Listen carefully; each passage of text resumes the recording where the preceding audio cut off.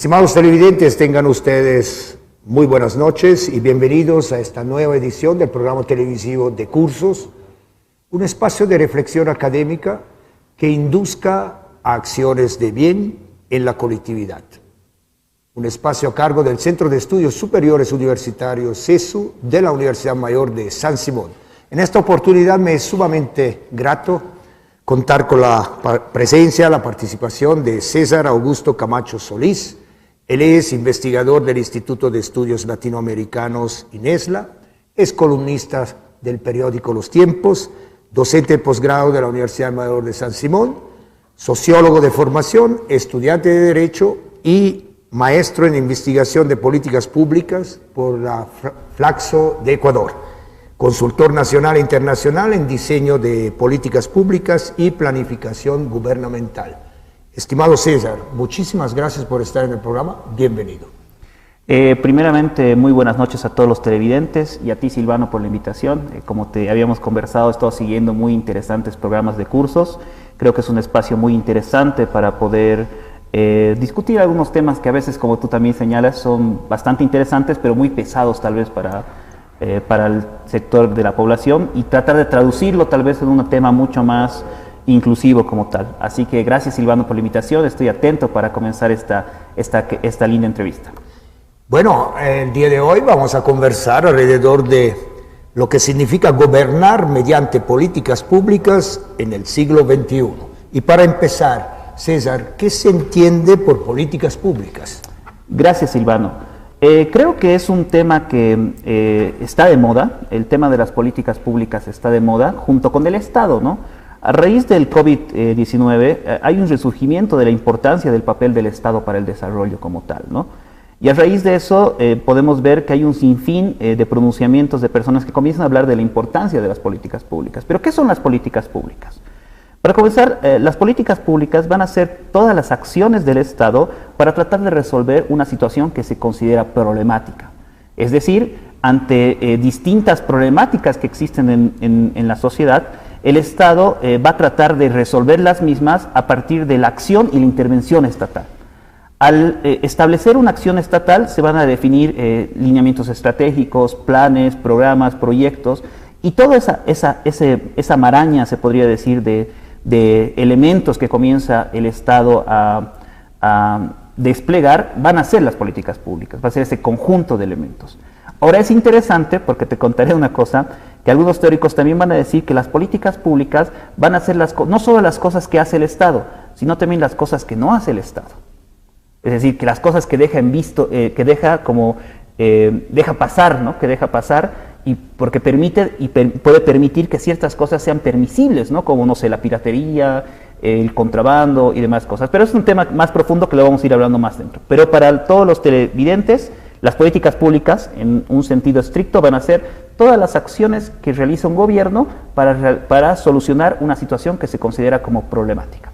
Bueno, ya casi estamos definiendo qué es el objetivo de las políticas públicas. Exactamente. O sea, el objetivo de las políticas públicas es satisfacer las necesidades de la población.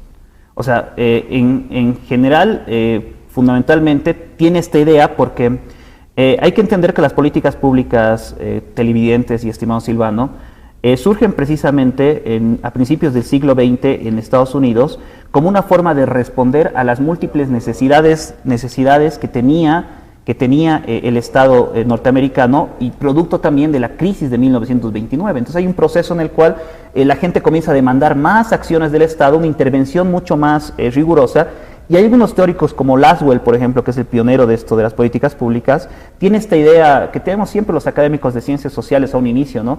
Tratar de plantear una lógica positivista científica de cómo resolver los problemas desde el Estado, porque se daban cuenta que muchos planes del gobierno que hacía el gobierno norteamericano fracasaban porque tenía múltiples problemas en su implementación, en su diseño y demás cosas. Entonces él establece y busca hacer una ciencia de las políticas públicas, es decir, una forma en la cual el Estado de manera científica gaste los recursos de manera eficiente y eficaz y resuelva los distintos problemas de manera mucho más amplia como tal, ¿no? Entonces, por tanto, el objeto de las políticas públicas, desde esa concepción inicial de Lasswell, de Lasswell y toda la teoría norteamericana que comienza después a mandarse a todo el mundo, va a tener el objetivo de resolver las desigualdades, los problemas que existe en la sociedad, pero de manera eficiente y eficaz. Es decir, a partir de un curso de acción, a partir de una serie de estrategias, a través de una serie de lineamientos. Ahora vamos a hablar de enfoques estratégicos, vamos a hablar de políticas sectoriales, una cosa que se evolucionó, pero lo que quiero que se entienda como objeto es esta idea inicial, ¿no? Tratar de que el Estado intervenga, pero intervenga eficiente y eficazmente. Y las políticas públicas van a hacer eso, la capacidad del Estado de intervenir en una realidad y a la vez ser eficiente y eficaz al hacerlo para optimizar los recursos y resolver todas las problemáticas de una manera eficiente y eficaz. Lo he dicho 5 veces para que quede la idea. Muy bien, César. Bueno, como que retornamos a una idea de, digamos así, de la participación del Estado más activa, después de muchos años donde nos decían menos Estado, menos Estado, menos Estados. Y justamente en el contexto actual, ¿cuál es la importancia de las políticas públicas y por qué pensar en ellas?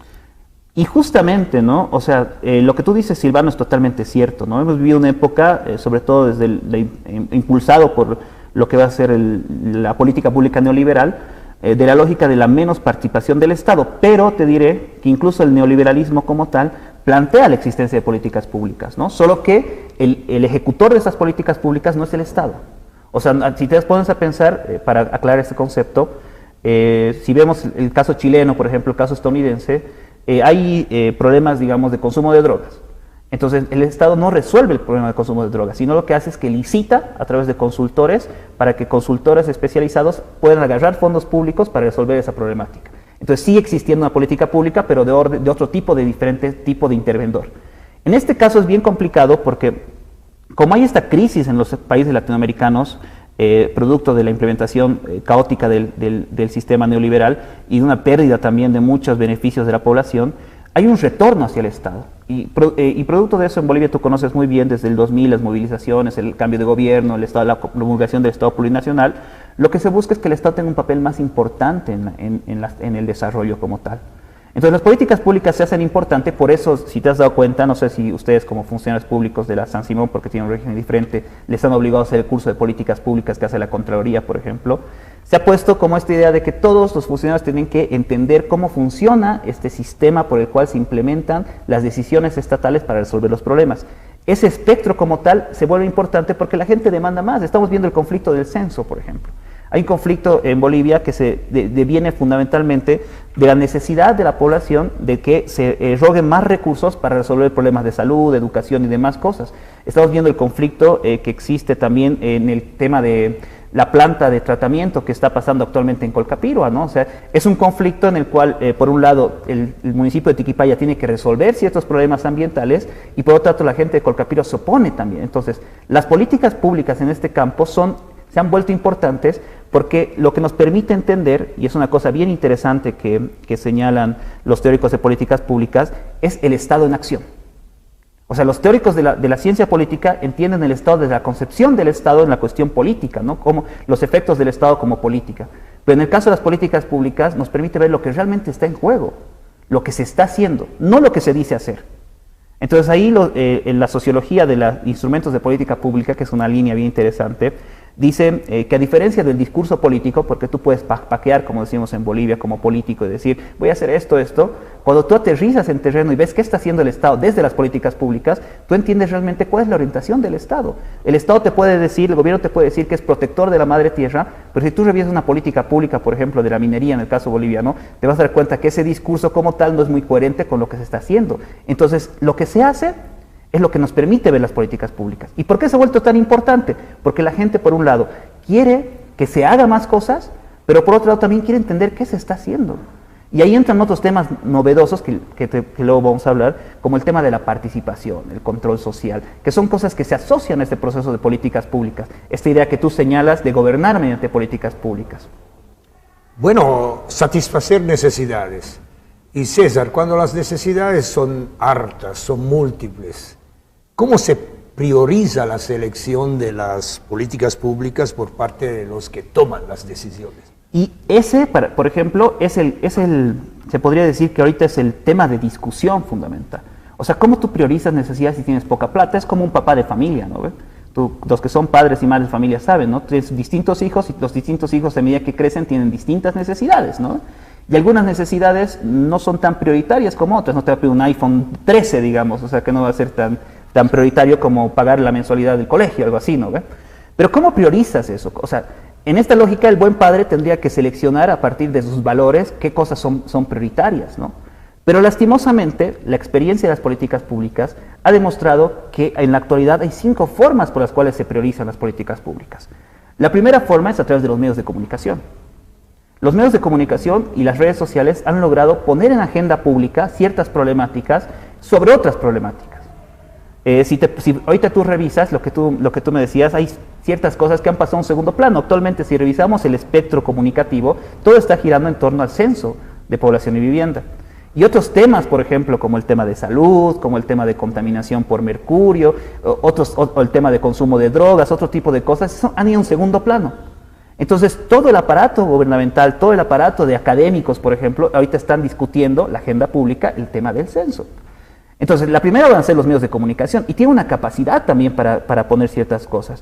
El tema de la ley contra la política pública de violencia contra la mujer es producto también de una movilización a través de redes sociales, a través de periódicos y demás cosas que ha levantado una opinión pública por sobre otros temas. Por ejemplo, el tema del aborto, que también es un tema de salud pública, pero nadie lo habla porque no está en la agenda. Entonces, los medios de comunicación, por un lado, tienen una capacidad de imponer una agenda de políticas públicas y priorizar ciertas cosas. Y ahí tú, como académico, sabes muy bien que muchas veces en ese aspecto también van a entrar ciertas cosas ideológicas de poder, políticas no económicas, que están más arriba.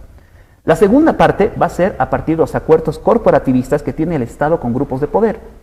Y esta es la parte que se conoce como el triángulo de hierro, ¿no? Se establecen acuerdos en los cuales ciertas organizaciones, por su capacidad de coerción y su capacidad de acercamiento con el poder establecido, logran poner en agenda ciertas políticas públicas sobre otras prioridades. Entonces, si te pones a pensar el caso de los cooperativistas, han logrado que se les apruebe concesiones mineras en áreas protegidas. O sea, han logrado que una política pública minera sea aprobada con un impuesto del 4.8% por encima de otro tipo de políticas públicas por su cercanía del poder. Entonces, eso también es otra forma en la cual se priorizan ciertas cosas. La tercera es el tema de la agenda política, ¿no? Que es en el cual un político, lo que tú decías, tiene una agenda ya establecida, ¿no? ¿Qué quiere hacer? Entonces, a partir de eso va a priorizar ciertas necesidades por otras. Ahora, puede ser que esta priorización sea buena o sea mala, depende de los electores, pero lastimosamente del caso boliviano es malísima, porque ¿qué pasa? En Bolivia tenemos la costumbre de que prometemos todo en campaña electoral, pero cuando llegamos y tú como administrador lo sabes, cuando llegas a administrar, te das cuenta que todo lo que has prometido no lo puedes cumplir, porque es imposible desde la magnitud que lo has hecho. Pero tienes que cumplir tu política, entonces vas a tener que dejar ciertas cosas fundamentales de la administración del gobierno para poder cumplir lo que has dicho que ibas a hacer. Entonces ahí tienes el caso de Santa Cruz, por ejemplo, que han prometido el BTR, que era la construcción en el segundo anillo de un sistema de transporte, que al final de cuentas no han logrado consolidar, porque no les alcanzó el presupuesto, no han priorizado también las reacciones de la persona, pero estaba dentro de su agenda, pero han gastado recursos como eso. En un cuarto elemento, como te decía, van a estar los académicos. Los académicos tienen, y ahí eso les decía en la maestría, porque también hablando de eso del CESU, que está en una zona muy interesante, maestría en políticas públicas, hay un sector de académicos que se conocen como los mercaderes de las políticas públicas. Entonces, que van a una idea y por su capacidad de elocuencia pueden venderte una política pública. Como el caso, no sé si viste Los Simpsons, el caso del monorriel. No sé, los que vieron Los Simpsons, ¿no? O sea, viene un tipo, les hace creer a toda la población de Springfield que el monorriel era la solución a todo el problema de transporte. Entonces, agarró, se ha ido con todo el dinero y ha establecido una política pública de transporte a través del monorriel. Y la quinta, que es la más interesante, es a través de la cooperación internacional. Y tú lo sabes muy bien eso, o sea, la cooperación internacional ya viene con una agenda de políticas públicas que se tienen que comenzar a implementar y muchas veces los gobiernos, por la dependencia que tienen de la ayuda extranjera, terminan implementando esa serie de políticas. Entonces, ¿cómo priorizas? La pregunta que tú haces, que es muy interesante en este contexto, este tema de políticas, es bastante complicado entender, pero si tú, con las cosas que te he dicho, ves la realidad boliviana, te vas a dar cuenta que todas en conjunto actúan. Ahora, ¿qué te dice o qué se espera con respecto al análisis de política pública? Que más bien este tipo de decisiones sean transparentes y la población sepa por qué se están decidiendo ciertas políticas por sobre otro tipo de políticas públicas. Que hay espacios en los cuales la población pueda plantear sus demandas, pueda ser escuchada, pueda decir, yo quiero que se priorice esto por sobre otro tipo de cosas. Y en eso es bastante complejo, porque te vas a dar cuenta que tienes lo que te decía, ¿no? Grupos de poder, tienes medios de comunicación, tienes la cooperación internacional, tienes hartos sectores que van a priorizar sobre ese tipo de cosas. ¿Y qué hacemos al respecto? Con las siguientes preguntas está claro. Adelante. Muy bien, pero antes de pasar a la pregunta, justamente esta última parte me ha llamado mucho la atención, César. Como que hay una visión distinta de lo que son las necesidades desde la población y desde el Estado. Como que el Estado, digamos, detecta necesidades, ¿verdad? Pero no hay como una suerte de feedback, es decir, retroalimentación, para que de alguna manera lo que pretende hacer el Estado sea también apoyado y respaldado por la población, ¿no? Hay como una suerte de brecha claro. ahí, y tal vez faltan instrumentos, faltan medios, faltan espacios para que se pueda ir reajustando eso.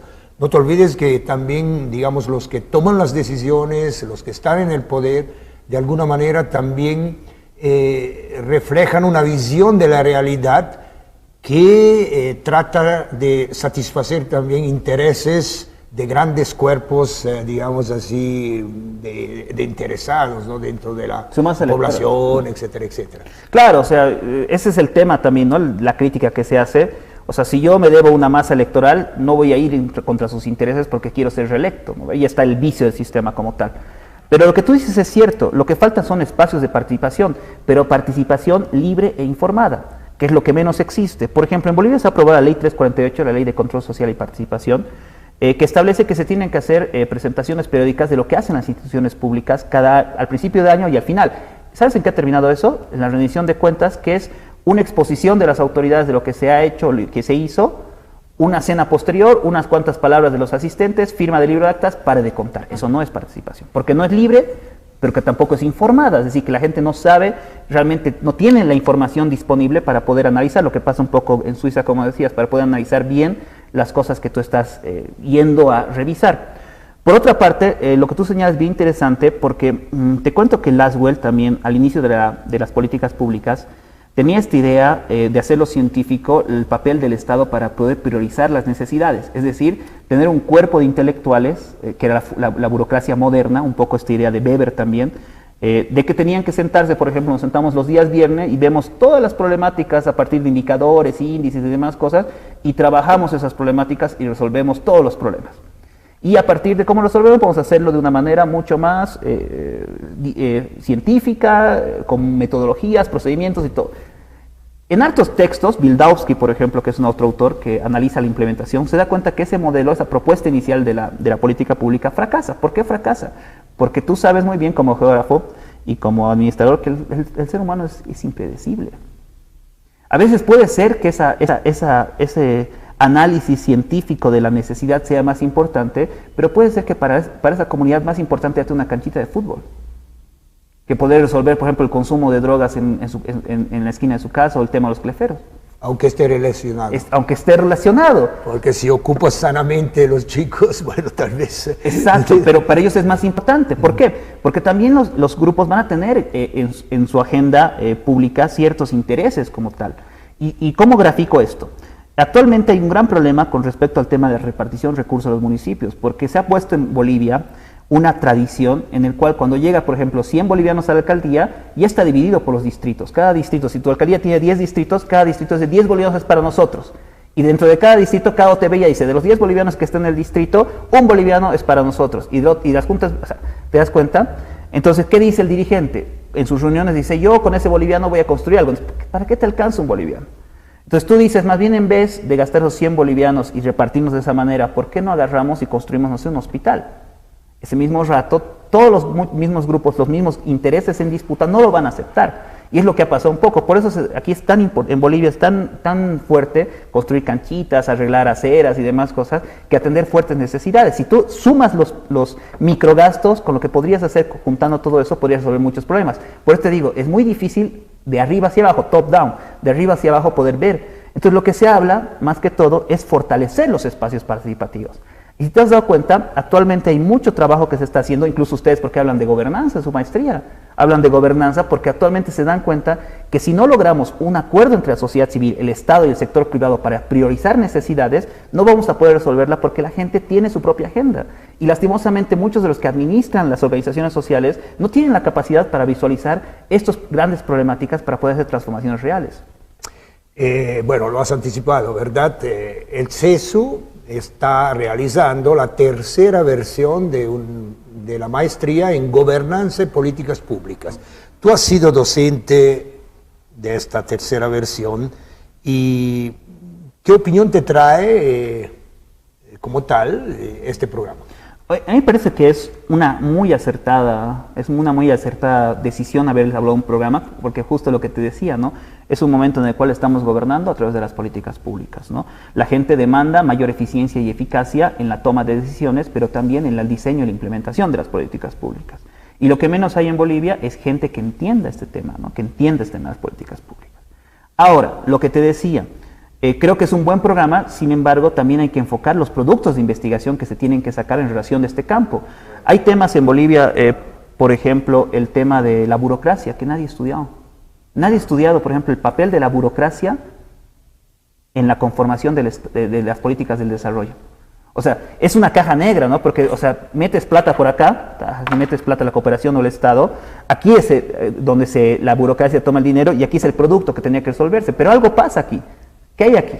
Nunca hemos podido entender el papel de la burocracia. Luego el tema de la participación, la rendición de cuentas públicas, luego el tema de la gobernanza como tal, son temas que están vacíos, ¿no? Y lastimosamente, yo te felicito, Silvano, me encantan tus programas y gracias por invitarme, la verdad, porque realmente lo veo. Nos faltan este tipo de espacios, ¿no? Porque en la medida que subamos el nivel de debate público de la sociedad civil boliviana, vamos a poder tener mejores políticas públicas, porque los mismos actores van a saber qué cosa es más importante que otra. Pero lastimosamente no tenemos ese espacio. Y la maestría de Gobernanza y Políticas Públicas en tercera versión es interesante porque está lanzando profesionales con esa óptica. Sin embargo, no habría que perdernos entender que las políticas públicas requieren una atención especial. Y es un poco lo que dice José Luis Méndez, que es ahorita el máximo exponente de políticas públicas desde México, que hay que olvidarnos que la política pública hay que dejarlo de ver como una cuestión independiente. La política pública es un campo de estudio. Es un campo de estudio como es la sociología, como es la politología, como es el derecho como tal, una disciplina en auge, en crecimiento. ¿Por qué? Porque la política pública, solo hablando de política pública, por ejemplo, la política pública de salud del municipio de Cochabamba, ya tienes una investigación. Pero lastimosamente aún nos falta en Bolivia desprendernos de toda la tradición politológica, sociológica, filosófica, antropológica y abordar la política pública como una variable dependiente de los otros procesos.